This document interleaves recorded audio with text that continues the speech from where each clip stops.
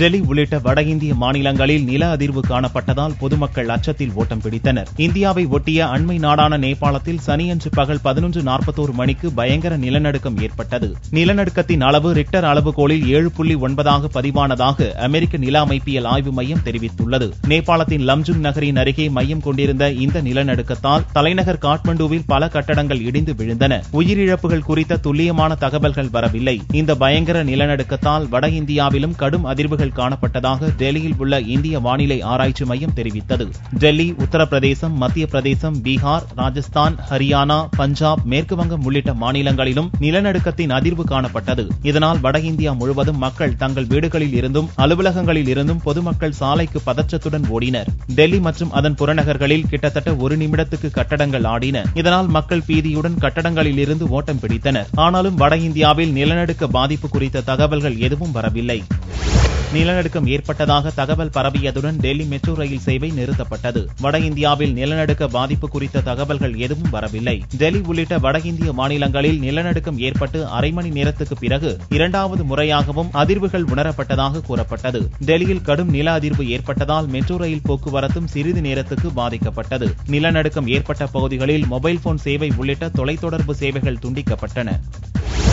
நிலநடுக்கம் பாதிப்பு தொடர்பாக ஆய்வு செய்து வருவதாக பிரதமர் மோடி தெரிவித்துள்ளார். நிலநடுக்கம் ஏற்பட்டதுடன் பீகார் மற்றும் சிக்கிம் மாநில முதல்வர்களிடம் தொலைபேசியில் தொடர்பு கொண்ட பிரதமர் மோடி பாதிப்புகள் குறித்து கேட்டறிந்தார். நிலநடுக்கம் தொடர்பாக அதிகாரிகள் ஆய்வு செய்து வருவதாக பிரதமர் மோடி டுவிட்டரில் தெரிவித்தார். இதுகுறித்து பிரதமர் மோடி டுவிட்டர் மூலம் கூறுகையில், நேபாளம் மற்றும் இந்தியாவில் பாதிப்பு குறித்து ஆராய்ந்து வருவதாகவும் பாதிக்கப்பட்டவர்களுக்கு உதவ தேவையான நடவடிக்கைகள் எடுக்கப்பட்டு வருவதாகவும் தெரிவித்துள்ளார். நிலநடுக்கம் ஏற்பட்ட பகுதிகளில் இருந்து தகவல்கள் சேகரிக்கப்படுவதாக பீகார் முதல்வர் தெரிவித்துள்ளார். சென்னையிலும் நில அதிர்வு உணரப்பட்டதாக பொதுமக்கள் தெரிவித்தனர். வட மாநிலங்களில் நிலநடுக்கம் ஏற்பட்டதை அடுத்து சென்னையில் காலை 11:45 மணியளவில் நிலநடுக்கம் உணரப்பட்டதாக பொதுமக்கள் தெரிவித்தனர். நந்தனம் கோடம்பாக்கம் பகுதியில் நிலநடுக்கம் உணரப்பட்டதாக கூறிய பொதுமக்கள் குடியிருப்புகளை விட்டு வெளியேறி சாலையில் நின்றனர். சென்னையில் நந்தனம், கோடம்பாக்கம் பகுதியில் நில அதிர்வு உணரப்பட்டதாக தகவல் வெளியானதும் பெரும்பாலான இடங்களில் பொதுமக்கள் கட்டடங்களை விட்டு வெளியேறி வீதியில் நின்றிருந்தனர். புதுச்சேரியில் நீடராஜப்பர் வீதியிலும் நில அதிர்வு உணரப்பட்டதாக பொதுமக்கள் தெரிவித்தனர். ஒரு சில வினாடிகளுக்கு நில அதிர்வு உணரப்பட்டதாக தெரிவித்த பொதுமக்கள் மீண்டும் சகஜ நிலைக்கு திரும்பினர்.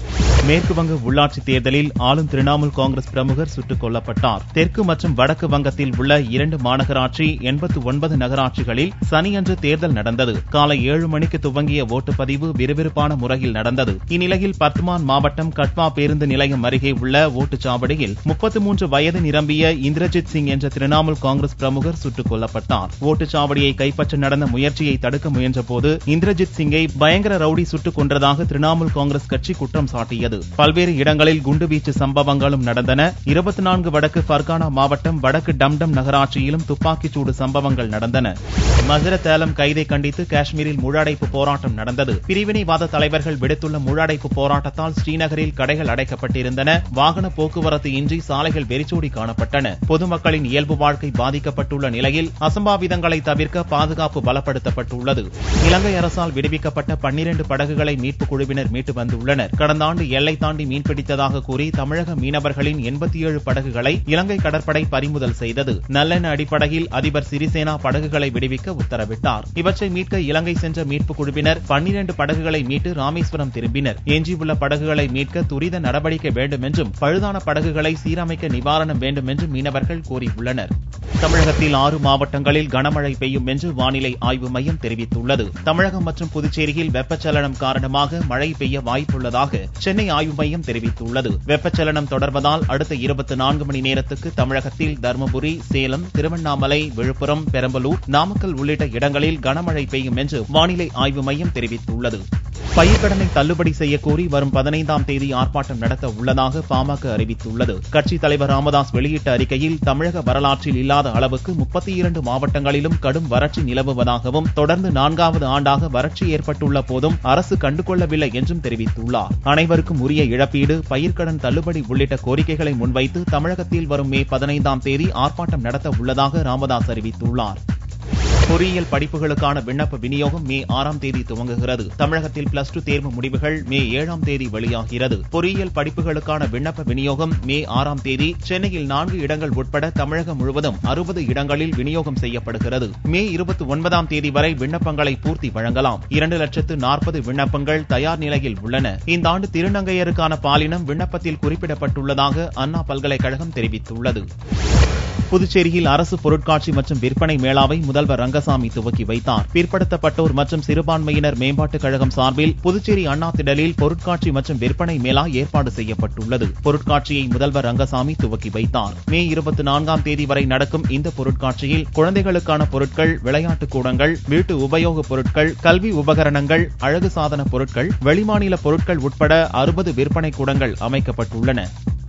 சிறை கைதி இறந்த வழக்கில் இன்ஸ்பெக்டர் எஸ்ஐ மற்றும் சிறப்பு எஸ்ஐ ஆகியோருக்கு தலா 10 ஆண்டுகள் சிறை தண்டனை விதிக்கப்பட்டது. பெரம்பலூர் மாவட்டத்தைச் சேர்ந்தவர் ராமச்சந்திரன் ஒரு வழக்கு தொடர்பாக 2006இல் மங்களமேடு போலீசார் விசாரணைக்கு அழைத்துச் சென்று சிறையில் அடைத்தனர். சிறையில் அடைக்கப்பட்ட சில மணி நேரத்தில் அவர் உயிரிழந்தார். இது தொடர்பான வழக்கு திருச்சி 3வது கூடுதல் அமர்வு நீதிமன்றத்தில் நடந்தது. கைதியின் சாவுக்கு காரணமான இன்ஸ்பெக்டர் சிவசுப்பிரமணியன், எஸ்ஐ சின்னசாமி, ஓய்வு பெற்ற சிறப்பு எஸ்ஐ லோகநாதன் ஆகியோருக்கு தலா 10 ஆண்டுகள் சிறை தண்டனை விதித்து தீர்ப்பு வழங்கப்பட்டது.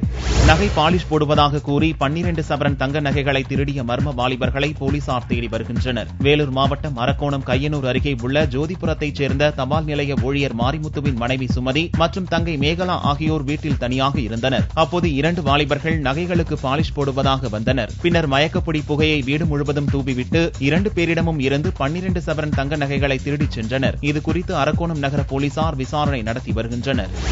சல்மான்கான் மீது நீதிமன்றத்திற்கு தவறான தகவல் கொடுத்ததாகவும் அவர் மீது நடவடிக்கை எடுக்க கோரியும் புதிய மனு தாக்கல் செய்யப்பட்டுள்ளது.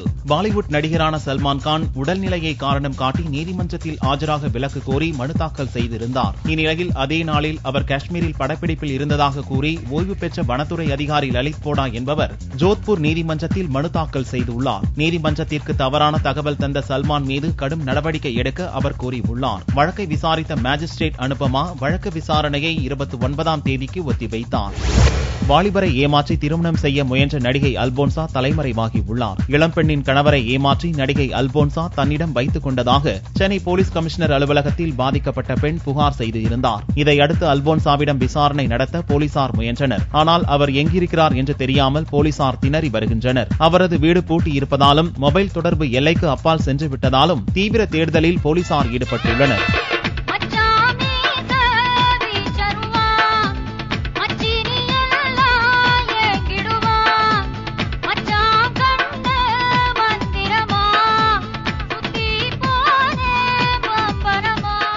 தங்கத்தின் விலையில் சனிக்கிழமையன்று ஒரு சவரனுக்கு 168 ரூபாய் குறைந்து 20,184 ரூபாய்க்கு விற்பனையானது. 1 கிராம் ஆபரண தங்கம் 2,698 ரூபாயாக இருந்தது. 1 கிராம் வெள்ளி 20 காசுகள் குறைந்து 38 ரூபாய் 80 காசுகளுக்கு விற்பனையானது. பார்வெள்ளியின் விலை 36,220 ரூபாயாக இருந்தது.